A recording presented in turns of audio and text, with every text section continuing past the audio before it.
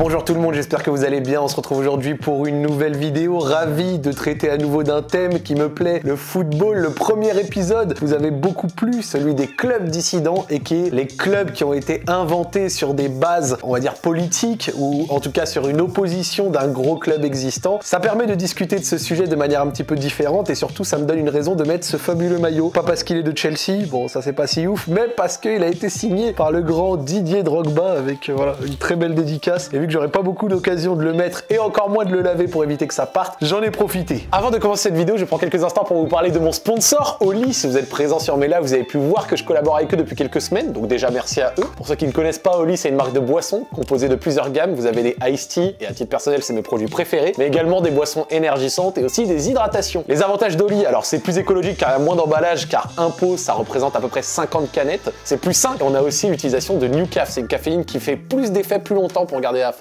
Ce que je vous conseille en guise de porte d'entrée, c'est le pack découverte. Alors il est ici, il y a plusieurs échantillons dedans, ça permet de tester pas mal de choses et notamment de découvrir un petit peu vos préférences. D'accord, vous avez différentes gammes de pack découverte, le pack découverte Energy Pack, Ice Tea, le pack découverte Hydratation ou encore Mix. Et également les packs découvertes à partir de leur nouveauté, la gamme Hydratation qui est super cool. Et bien sûr, vous connaissez, il y a toujours un petit code promo qui fait plaisir avec le code ZAC5. Vous avez 5 € de réduction sur la boutique, un pack revient à 14,99 ou bien 19,99 si vous prenez le shaker avec. Merci à Oli de me suivre sur les prochains mois et bonne vidéo à vous. Donc comme je disais, vous avez été très nombreux à réclamer un deuxième épisode sur ces clubs dissidents, alors on s'y est remis. Dans les commentaires, pas mal d'entre vous parlaient de Belenenses comme l'exemple parfait. Donc pour ceux qui ne connaissaient pas ce club de Lisbonne, c'est parti. Donc c'est l'histoire d'un club, le CFOS Belenenses, qui s'est divisé en deux clubs distincts. Déjà, petit point géographie, le CFOS Belenenses est situé à Lisbonne, dans le quartier de Belém. Vous savez, là où vous avez sûrement pris en photo devant la tour de Belém si vous étiez de passage dans la capitale portugaise. Bon, autant vous dire que je l'ai fait. Voilà, regardez, Lisbonne, très belle ville au demeurant, je vous la conseille. Mes amis portugais, vous connaissez mon opinion sur votre pays. Donc reprenons, en 99, le CFOS Belenenses, seul club à avoir été champion du Portugal avec Boa Vista, Porto, Benfica et Sporting, donc en 1946, crée sa société. Une obligation au Portugal pour tous les clubs souhaitant participer aux compétitions professionnelles du pays, et c'est là que démarrent les problèmes. En 2012, les Pastéis de Belém sont confrontés à de graves soucis financiers et décident de céder 51% des actions du club à un investisseur, Code City, présidé par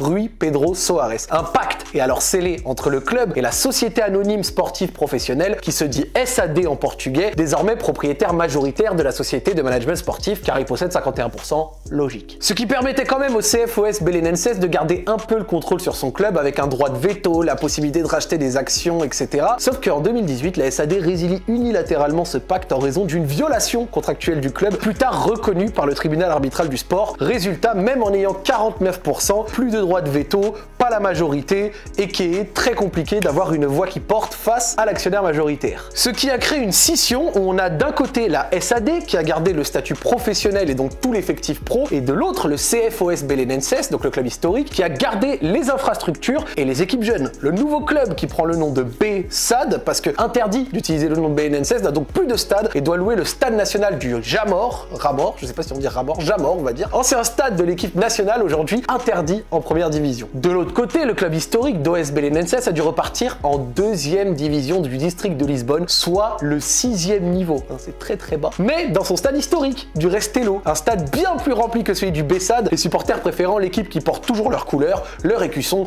et leur hymne. Donc t'as une équipe en D6 qui remplit son stade et l'autre en D2, c'est pas ouf. Et vu qu'il y a quand même un minimum de justice parfois dans ce monde, depuis le CFOS Belenenses est remonté grâce à 4 promotions d'affilée jusqu'à retrouver le monde professionnel cette saison en deuxième division portugaise. L'occasion de croiser le B-SAD qui faisait lui le chemin inverse et regagner la D3 après avoir été relégué en D2 à l'issue de la saison. Depuis la relégation, pas mal de joueurs ont quitté ce club aux 5 ans d'histoire pour retrouver le championnat professionnel avec le vrai club de Belenenses. D'ailleurs, le B-SAD a lui continué sa descente aux enfers et après avoir tenté une fusion avec un autre club pour se sauver de la faillite, se retrouve aujourd'hui à jouer en deuxième division de district de Lisbonne, soit la 6e division, comme le CFOS Belenenses il y a 5 ans.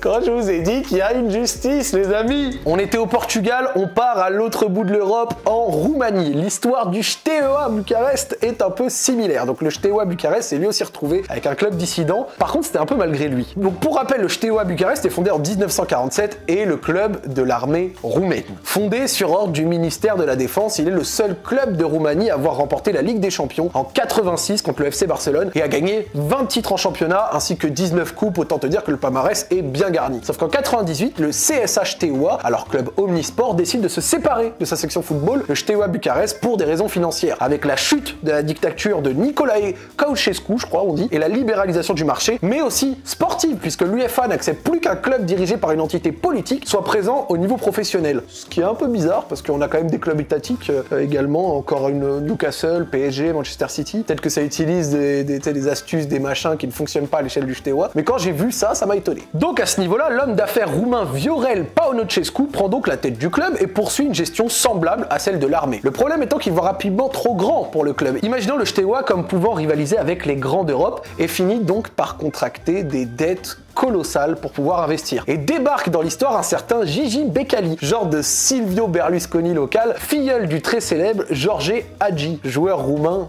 extrêmement célèbre. L'homme d'affaires et politique impliqué dans de multiples scandales se voit offrir le poste de vice-président des Steaua avec surtout l'idée qu'il éponge les dettes du club. Il devient alors très vite président du club puis actionnaire majoritaire en 2002. Sauf que dès 2005, Becali est rattrapé par ses dettes à hauteur de 7 millions d'euros. Toi, si t'es endetté de 7 millions d'euros, t'es dans la merde. D'autres, c'est un peu moins le cas. Et c'est à ce moment que les relations avec les supporters se dégradent et ce malgré une petite parenthèse enchantée entre 2006 et 2011 durant laquelle le Steaua se qualifie pour la phase de groupe de la LDC pour la première fois depuis 10 ans, donc ça allait un petit peu mieux, mais ça n'a pas duré très longtemps. Mais Gigi Becali commence à faire n'importe quoi et à mettre son nez dans les transferts, à écarter les joueurs qu'il ne peut pas saquer, à interdire Mirel Radoy, ancienne gloire du Steaua en tant que joueur et capitaine, de quitter son poste d'entraîneur. Le stade Gensea commence alors à reprendre tout type de chant contre Becali jusqu'au point de non-retour en 2011. Avec plus de 250 000 euros de dettes vis-à-vis de l'armée à qui loue le stade, le Steaua, entre-temps renommé Football Club Steaua Bucuresti SA par Becali, désolé pour la prononciation, est interdit par la Cour de justice de Bucarest d'utiliser la marque Steaua,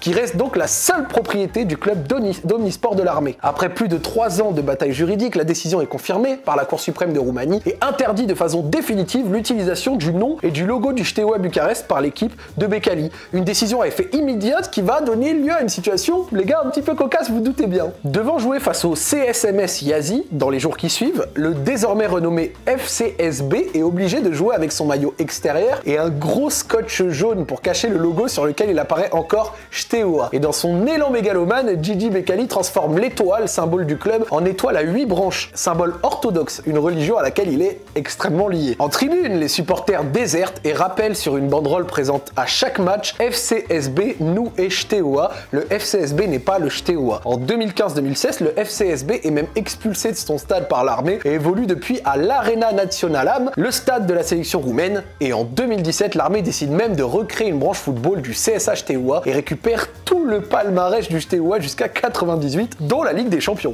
Donc le FCSB n'a plus d'histoire, plus de titres. Démarrant en 4ème division lors de la saison 2017-2018, le Steaua va réunir 36 276 spectateurs pour son derby contre le Rapid Bucarest, autre historique du football roumain relégué à ce moment-là. Sauf que depuis, le Steaua Bucarest évolue en D2 et s'est même vu refuser un play-off pour la montée en D1 lors de la saison 2021-2022. Un club appartenant à une institution publique ne peut pas jouer dans une compétition professionnelle d'après les règles de la FIFA. Le FCSB lui a perdu en 2017 le droit de se faire appeler Football Club Steaua Bucarest et a depuis gardé seulement les initiales, donc FCSB, jouant sur l'ambiguïté avec le CSH Steaua jusqu'au bout. Quand un journaliste lui demande ce que veulent dire ces initiales, si ce n'est pas FC Steaua Bucuresti, Becali répond en souriant Football Club Sportive Becali, soit le club de football de Becali. Ou Faci Cespune Becali, reprenant un chant des supporters se moquant de lui et signifiant fais ce que dit Becali.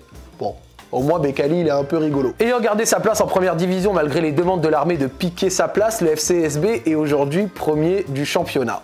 Voilà, bon, bah comme quoi, Becali, il a vécu des hauts, des bas, mais son équipe est à l'heure actuelle en tête du championnat de Roumanie, tandis que le réel Steaua Bucarest, en tout cas celui qui appartenait à l'armée, est toujours en D2. Les amis, on retourne cette fois en Angleterre, après justement le Portugal et la Roumanie, des pays que je n'avais pas encore abordés jusque-là. Je vous avais parlé du United FC dans la dernière vidéo, et bien figurez-vous qu'ils ont donné des idées à d'autres clubs anglais récemment, et on va commencer par l'Affordable Football Club de Liverpool. Littéralement, le club abordable de Liverpool.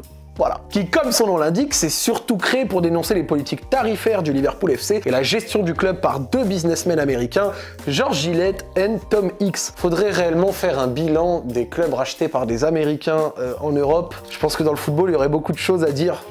Je crois que je suis un peu concerné. Ils reprennent ainsi les couleurs des Reds, mais aussi un logo un peu original aux airs un peu communistes, sans oublier évidemment l'hommage aux 96 morts de la catastrophe d'Hillsborough. Démarrant en 10e division en 2008, le club n'est monté qu'une seule fois, évolue toujours en Northwest Counties Football League, 9e division donc, mais c'est déjà pas mal, car les fondateurs assurent qu'il ne s'agit pas de s'opposer frontalement à Liverpool, mais d'offrir du foot accessible à tous du côté de la Mersey. Donc si t'as pas trop de thunes mais que t'as quand même envie d'aller voir du foot local, tu peux aller là-bas.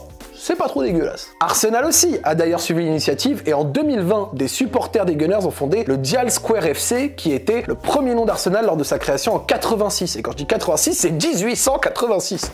Oh sa mère. Le supporter à l'origine de cette idée, Stuart Morgan, avait expliqué à The Athletic les raisons de la création de ce club dissident. Arsenal a perdu son identité de différentes manières. La configuration, le stade n'ont rien à voir avec ce qu'était le club à son apogée. Il s'est tellement commercialisé, c'est sans âme, c'est sans vie, ce n'est pas Arsenal. C'est la raison pour laquelle je voulais créer ce projet, revenir aux bases du club, revenir à l'origine d'Arsenal. L'équipe choisit donc de porter des maillots bordeaux, couleur originale d'Arsenal, et prévoit de jouer ses matchs dans un stade situé à Woolwich, la même où les Gunners avaient joué leur toute première rencontre. Après 2 promotions successives, le club évolue aujourd'hui en 11e division. Mais le vrai succès, lui, reste surtout populaire, puisque grâce au lancement du projet Super League, donc il y a à peu près 2 ans, le Dial Square FC avait gagné plus de 190 000 supporters actionnaires en 3 mois et vise maintenant les 250 000. C'est important de rappeler que Arsenal, je crois que c'est le club le plus cher au monde pour l'abonnement annuel. Je crois qu'on est sur un prix délirant, genre je crois que c'est plus de 1000 ou 1200 ou 1500 pounds, il faudrait vérifier, mais c'était vraiment super cher pour aller voir les matchs. Bref, Arsenal, il y a également le club dissident. Il est bien bas, mais ça donne une histoire. La Croatie cette fois au menu, GNK Dinamo Zagreb et le futsal Dinamo. Vous avez sûrement déjà vu ces images de salles surchauffées pour des matchs de futsal avec des fumigènes, des banderoles et des mégaphones. Eh bien il s'agit du MNK Futsal Dinamo, un club fondé en 2012 par des fans du Dinamo Zagreb avant de devenir le club des Bad Blue Boys. En 2014, ces ultras du Dinamo Zagreb, réputés pour être l'un des groupes les plus radicaux d'Europe, étaient à peu de se faire chasser du stade Maksimir et classés sur une liste noire par la direction du club, certains en raison d'antécédents judiciaires. Donc les BBB sont en conflit ouvert avec le président du club, Zdravko Mamić, condamné en juin 2018 pour avoir siphonné quelques 18 millions de dollars de primes de transfert par l'intermédiaire d'une agence dirigée par son frère Zoran. Tant dire que c'est un pourri, hein, on peut le dire, et voit dans le futsal une occasion de se rencontrer sans restriction ni présence policière. C'est le même entraîneur du futsal Dynamo de l'époque, Juraj Fabianic, qui met en contact les Bad Blue Boys et les fondateurs du club. Les deux parties s'entendent et passent un accord pour diriger et développer conjointement le MNK, avec le modèle de fonctionnement qu'ils aimeraient retrouver au Dinamo Zagreb, un système démocratique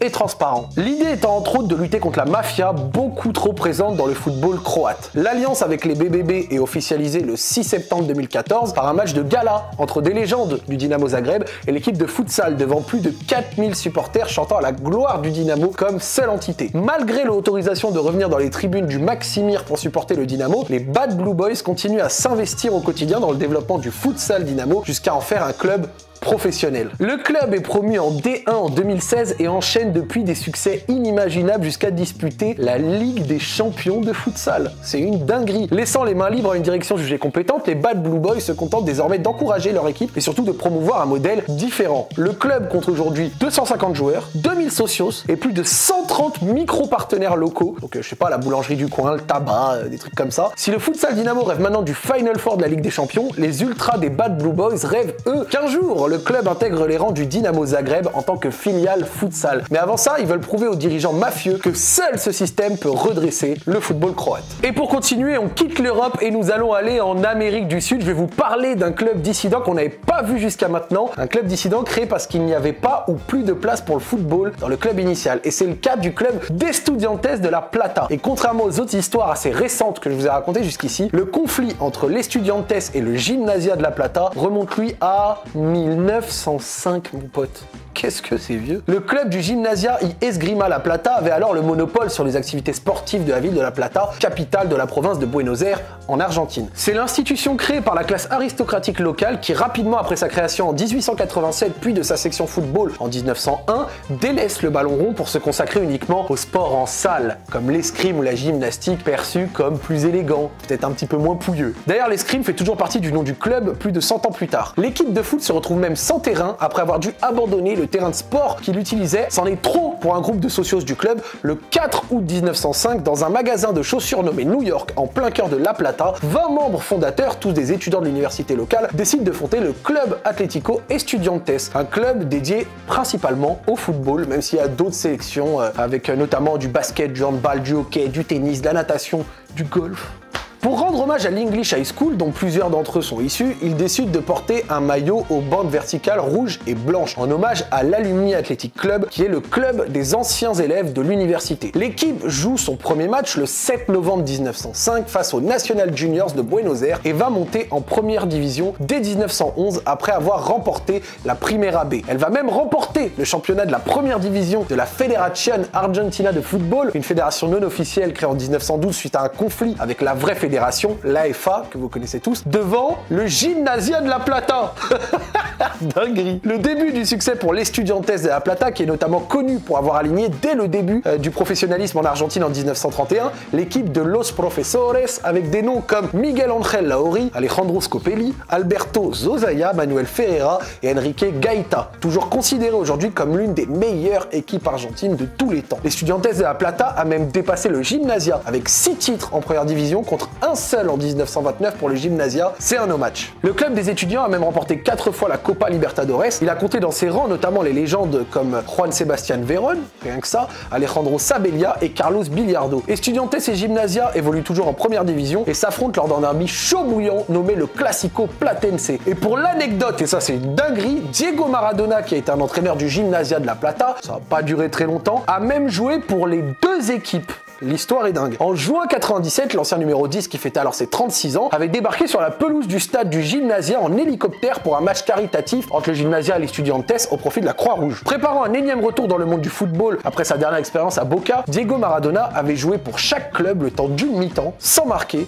mais provoquant des émeutes dans l'enceinte, avant de repartir en hélico. N'est-ce pas là une anecdote de dingue représentative de la folie de Diego Maradona, et qui vient conclure cette superbe vidéo avec 5 belles histoires. Franchement, je kiffe ce format et j'espère que c'est également votre cas. Ça me permet vraiment d'aborder le football et d'en discuter de manière différente, toujours en partenariat avec Anna Caro, qui est journaliste chez SoFoot et qui m'aide pour la réalisation de ces épisodes. Elle m'a même dit qu'il y avait de quoi gratter pour un 3e épisode. Donc si ça vous plaît, vous me dites dans les commentaires. Si les vues suivent, si je vois que votre intérêt est là, bah pourquoi pas encore continuer et sortir, apprendre des choses, avoir de la culture, et ça vous permet vous également de continuer à regarder notre passion sous un œil totalement à part. Je pense pas que vous entendez souvent parler de l'Affordable Club de Liverpool, du GMK Dynamo, etc. Je trouve que c'est très cool et je vous remercie de votre fidélité. La vidéo est terminée, abonnez-vous à la chaîne. Encore une fois, un grand merci à Anna pour son travail et on se dit à la prochaine les amis.